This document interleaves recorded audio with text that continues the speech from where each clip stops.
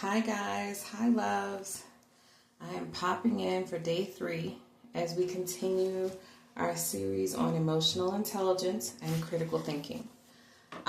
So this is day 3. I'm on page 16 and again, we're going to try to keep it short and sweet. I'm going to try to break it chapters or as close as I can in 15 minutes. Forgive me. I am not very comfortable today, so I had to get an Epsom salt bath because Charlie horses were plaguing me. So this is the view you get today. I hope you enjoy it, but let's get started. A true leader knows how to properly manage time. This will include time off for self-care, of course, which I'm doing today. It also means watching timelines, requesting time logs from team members if necessary, because a true leader is responsible for his or her own time, but also the time management of their team members. A true leader knows that time is the most valuable thing in life, as no amount of time can purchase even a tiny fraction, save for a medical context, perhaps. Time is the only thing we cannot afford to waste. And as old business adage goes, time is money. A leader in name only is lazy with time, allowing deadlines to go missed or rushing at the last minute to get things done. A leader in name only will allow his or her team to slovenly with their own time management to the detriment of the project's success. A true leader will hold his team and his or herself accountable and responsible. To many people, too many are ready to blame someone else for their mistakes. Often others may err and teammates will judge them harshly and blamefully. But a true leader sets a better example, one which includes taking personal responsibility. A true leader knows that he or she is ultimately responsible for every member of the team, and they set high examples for the team members to follow. The leader in name only will always blame the team for lack of success and excuse themselves. A true leader will keep things in perspective. They make measured decisions, neither suffering from analysis paralysis nor rushing into foolish moves. They consider alternatives. They digest the viewpoint of their team or colleagues, and they make their best choices. Then they take responsibility for them. They're forward-thinking, so they know that their choices will have far-reaching ramifications. The leader in name only is impulsive, makes uninformed decisions based on their own needs and not the needs of the project. Born leaders versus self-made leaders. It really comes down to a question of nature versus nurture, an age-old question which has been the center of philosophical thought and inspiration from stories from the Pygmalion to Trading Places. Almost nowhere is the question raised more often than in the area of leadership. Out of a group of children, all raised more or less the same, a natural leader tends to rise to the forefront. This encourages the nature-based perspective. But others will say that children are rarely treated the same, even by the same set of parents, and that some parents may generate more leadership than others based on parenting styles. The fact is that people are born with different innate skills and talents. Everybody born in the United States may be equal under the law, ideally. That's in question now, but we're going to keep reading. But they are not born equal. In fact, since everybody is unique in their very specific scientific ways, there is no true equity. Some are bigger, stronger, others are gifted in genetic attractiveness. Some are born with deformities and others physical challenges. And many would say that leaders are gifted with qualities that they'll use later in life. These qualities might evince themselves as boldness or even youthful aggression, a raw manner of taking control. Leaders are generally intelligent, and intelligence is undoubtedly an inherent quality, genetically gifted to some more than others. Some are gifted with genius, and their names ring through history. Albert Einstein, Mozart, Stephen Hawking. Though it's interesting to note that these are leaders in their field, though they often worked alone. They're not managers, not leaders of teams. So following that tragic train of logic, one can argue that inherent intelligence may have nothing at all to do with leadership skills. Likewise, aggression can become antisocial, which is not the quality of a true leader. Children who are reserved can grow to become adults who can calmly manage others. Many would argue it's a matter of life experience which shapes an individual and prepares them for one role or another in society. A manager or a maker. A specialist member of the team, usually creative in some way. A nurture-based perspective. Though the naturally creative requirements of the maker are generally both inherited and also developed through time and experience. Most behavioral theories hold that leadership is a skill set which can be acquired. It can be taught and learned. There are countless books and classes and seminars predicated on that concept. And their success is testimony to their effectiveness. If people are learning these skill sets to become leaders, then leadership can be learned and leaders made and not born. A growth-minded leader knows that leadership, like most things, is a process. It can and should be refined and improved with time, results and efficiency made even better. This also speaks to the nurture-based side of the argument. Even military in the world engages in leadership training. Every military in the world engages in leadership training. It's both how and why they move up through the ranks. Leadership is really an art. Like all arts, it must be learned. True, some geniuses like Mozart can do it virtually from birth, but we're not Mozart. We may have some innate skill, but in general, we have to learn to develop through years of painful development and instruction. Leadership may also be a matter of timing.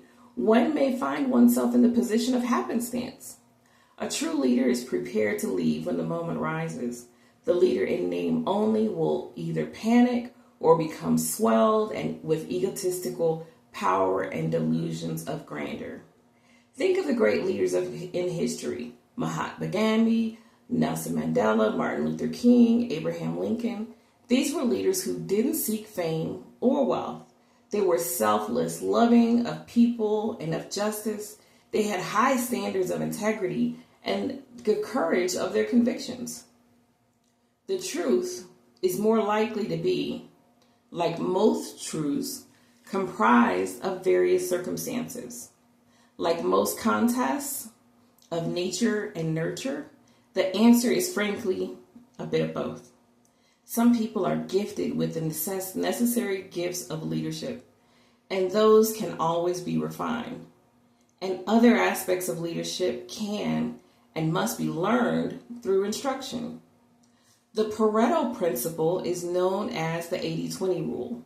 Named for economist Vilfredo Pareto, the 80-20 rule tells us that about 80% of effects happen as a result of 20% of the causes. It's confusing. But to make it easy, the rule suggests that a true leader is 80% made and 20% born. However, studies conducted out of the University of Illinois support research that leadership is 70% learned and only 30% genetic. Leaders apply skills and knowledge in what is called process leadership. But it's also a fact that the traits can affect our actions, known as trait leadership. Leaders carry out this process by applying their leadership skills and knowledge in a combination of both that makes a true leader. What kind of leadership style are you using? Whether or not to what extent a leader is made or born, they usually adopt a certain style.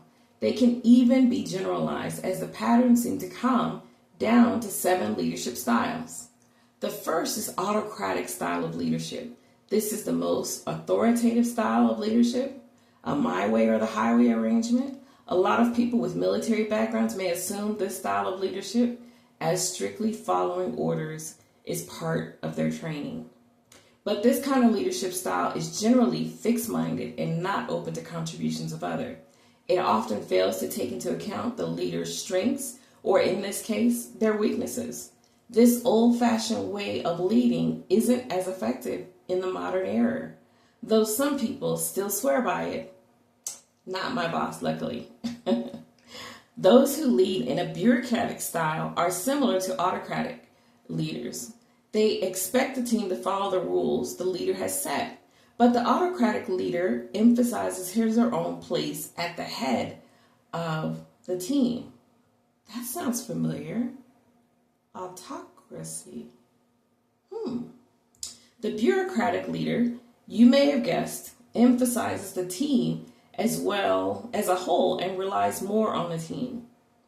This laissez-faire, hands-off approach can be efficient, but it can also lead to inefficiency, the hallmark of any bureaucracy. And can we not see that in Congress? Oh, I'm sorry, my bad. The authoritative style, sometimes called the visionary style, also sets the pace, but this style engages team members more than the autocratic style, exciting them and gearing them toward greater participation and superior results. That's the authoritative style. This is a style that emphasizes guidance, not merely leadership. The pace-setting style is so called because this leader sets the pace. They set the bar high, they drive their teams hard and fast. This energetic style is effective but can also be tiring, stressful for some employees. The best management style in this turbulent time may be agile leadership style. This is similar to the pace-setting style, but has eyes on the long haul. The pace-setting style may be good for quick turnarounds and short-term projects, but the agile style, a bit more laid back, is better for long-term style. The fourth style is the democratic style of leadership.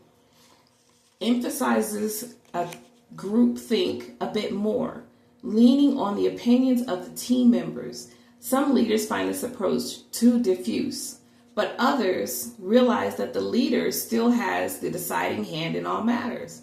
That's what the leader is for, after all. But this style allows for more creativity, greater contributions, encouraging a team spirit, and often creating superior results. It makes the work mood a lot lighter than the previous styles as well.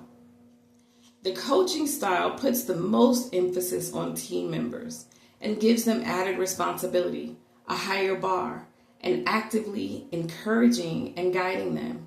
It's a bit like the pace setter, though this approach puts even more emphasis on the team members and their contributions. The leadership style lends itself particularly well to mentorship, which has a variety of other benefits. You may have heard of the affiliative leadership style. This leader is more than just a coach, even more of a mentor. The affiliative style, which works in conjunction with others, such as the democratic style, focuses on the needs of members outside of the strict confines of the project.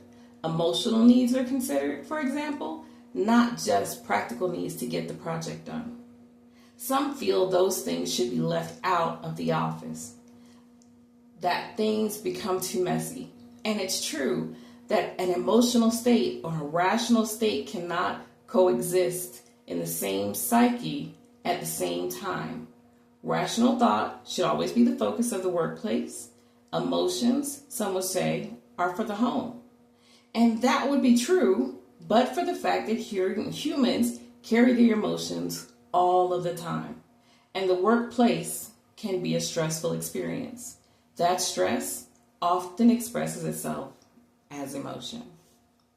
But the leadership style can smooth out conflicts, create collaborative relationships in any team, an ideal style for a stress situation. There we go, guys. We are at our 15 minutes. I think I learned some things today. It definitely applied to real world scenarios as well as work scenarios. And I'm going to take a closer look at my leadership style as well as other leaders around me. I hope you do the same. God bless. Sleep sweet dreams. Have a good evening. Bye-bye.